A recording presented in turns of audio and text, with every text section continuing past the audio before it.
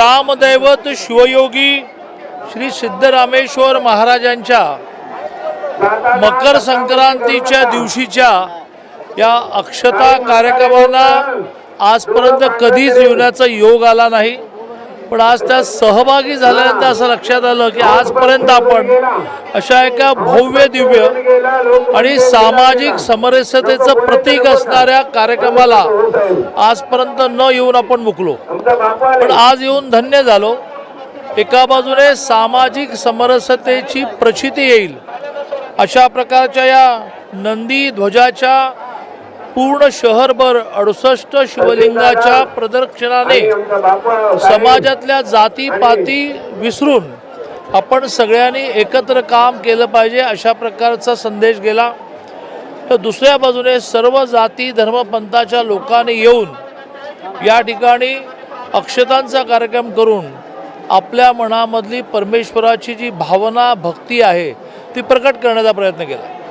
चारी बाजूने माणसंच माणसं, प्रचंड उत्साहात माणसं, कुठलीही अडचण आली तरी त्यावर मात करून माणसं अक्षतांच्या कार्यक्रमाला उपस्थित राहण्याचा प्रयत्न करत होते। आज या निमित्ताने सिद्धरामेश्वराच्या चरणी मी प्रार्थना करतो की तुमच्या सातत्याने इथल्या सहवासामुळे, तुमची हजारो लाखो लोकांनी भक्ती आराधना केल्यामुळे सतत सोलापूर जिल्ह्यावर, महाराष्ट्रावर, देशावर तुमचा वरदहस्त राहिलेला आहे। आज या निमित्ताने सुद्धा तुमच्या पायाशी लीन होऊन मी प्रार्थना करतो की यावर्षी विचित्र निसर्गाची स्थिती आली।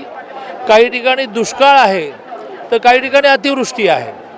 उजनी धरणातलं पाणी हे जवळजवळ 15 दिवसानंतर हे मायनसला जाईल। अजूनही 6 महिने जायचे आहेत। पिकांना पाणी कुठून देणार आणि माणसांना पाणी कुठून देणार?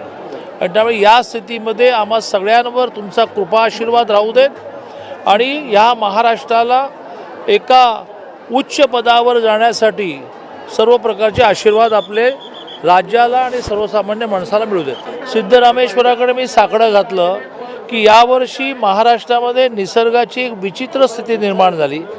अतिवृष्टी पण आहे आणि दुष्काळ पण आहे। याच्यातून महाराष्ट्रातील सर्वसामान्य जनता ही प्रचंड अडचणीत आहे।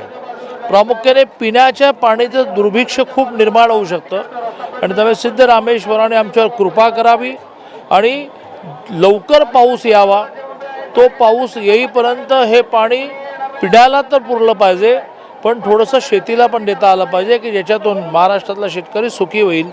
ही एका अर्थाने महाराष्ट्रातल्या जनतेला सुखी आणि समृद्ध करण्याची प्रार्थना सिद्धरामेश्वराच्या चरणी मी केली। मला ती बाराबंदी घालून आरशासमोर उभं राहताना एक खूप अभिमान वाटत होता की आज समाजातला सर्वसामान्य माणूस ज्या वेशामध्ये या सोहळ्यात सहभागी होणार आहे त्याच वेशामध्ये आपण सहभागी होणार आहोत। आपण इतरांपेक्षा वेगळे नाही हा भाव मनामध्ये निर्माण झाला आणि खूप बरं वाटलं। राजकारणामध्ये त्या वेळेच्या परिस्थितीप्रमाणे काही निर्णय होत असतात आणि झालेले निर्णय गोड मानून पुढे जायचं असतं। त्याच्यावर टीका टिप्पणी करणं, दुःख व्यक्त करणं, भविष्यातल्या काही विषयांवर बोलणं हे फार सोयीचं नसतं। आणि त्यामुळे मी एवढंच म्हणेन की जो कोणी पालकमंत्री ह्या जिल्ह्याला मिळेल तर या जिल्ह्यातल्या सर्वसामान्य माणसाच्या सुखासाठी राजकारण बाजूला ठेवून काम करावं। आमच्या लोकजनसेवा चॅनलला लाईक करा, शेअर करा, सबस्क्राईब करा।